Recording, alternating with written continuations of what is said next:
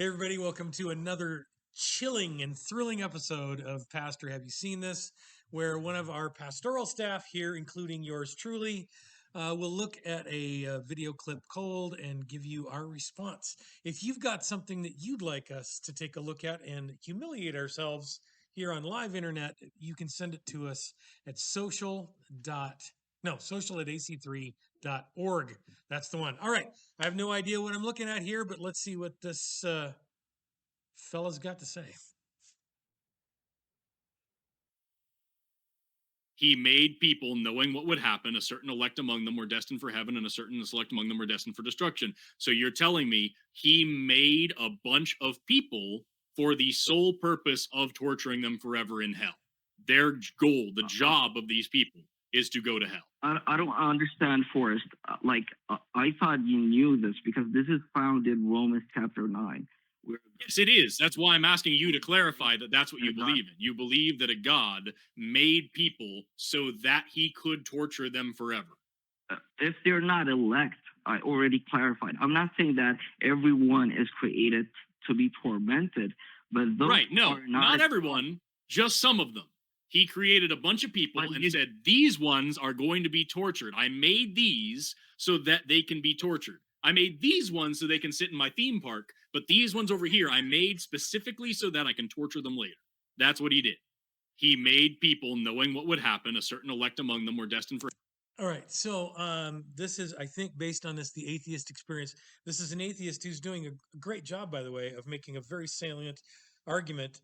Don't know much about the guy on the phone, but he's scrambling clearly. And this atheist has found his way into a inside the ballpark argument inside Christianity about predestination is the big word, and they make a reference to a New Testament document, Romans, where that word is used, and I don't recall the Greek word for it. Predestined, as I recall, is not a bad translation for it. And here's the argument inside the church.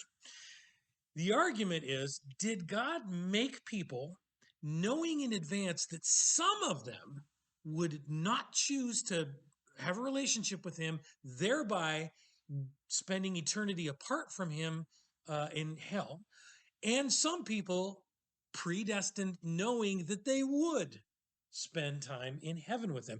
Did God set them up in a kind of pre-tag them, like before they're born? He's like, okay, there's the one you get, you get a tag, not you, before you're born, sort of a thing.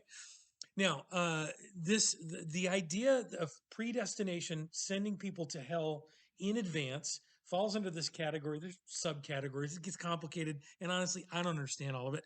It's called Reformed theology, and in Reformed theology, the idea is yes, there are people who are not elected, they're not chosen, they're destined from before time to go to hell. I don't happen to subscribe to that particular point of view, but I'm still a Christian and I still share the big tent with people who do share roughly that point of view. And then there's lots of people in between. Here's the middle ground where I think if you talk to a lot of people who don't have advanced degrees in theology, would probably find themselves that there's a false dichotomy that's created by people who engage in this argument in too much detail. And the dichotomy is this: can you know something is going to happen in advance and still not be responsible for that thing happening? And I think the answer is yes. That is a quality that people, a person, can have. For example, I created my children. Well, I played a part in it. Thank you, Goon Factory. I did. I contributed 23 chromosomes. I knew I was going to make a part. This was the point. I knew a human was going to come out of this, right? And I knew a couple of things were probably going to happen. I knew that my daughters would get sick. I knew that they would experience physical pain. I knew that at some point they were going to get their hearts broken. I knew that at some point they're going to die. I knew all those things, and I created them anyway. Did I predestine them to those? In a sense, yes, I did. Yes, I did. Do they have control over those things? Some of them, they do. Do I know particularly how these things are going to work out? I do not. Now, there are some people in the Reformed theology that would just lose their minds of me comparing that kind. It's called middle knowledge. That could God not know some things? That's a kind of a nuanced argument. Look, here's the point I think here. This is, I think it's called argument ad absurdum, or absurdum ad reductium, something like that.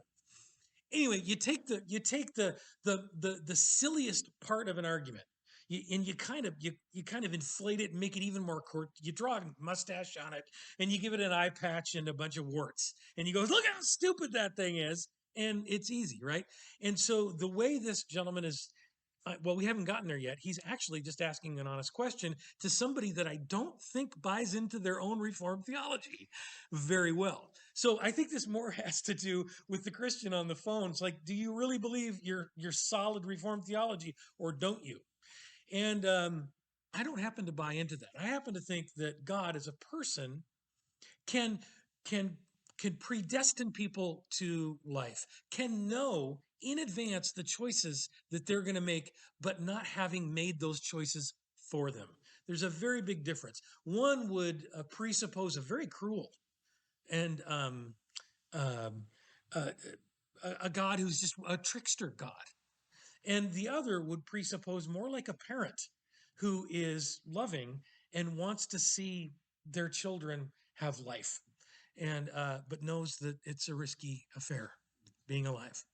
And that's the God that I've come to know, and you can too. If you'd like to know more, you can check out all the other content around AC3, or drop us a video here for us to comment on. Again, social at ac3.org. See you next time.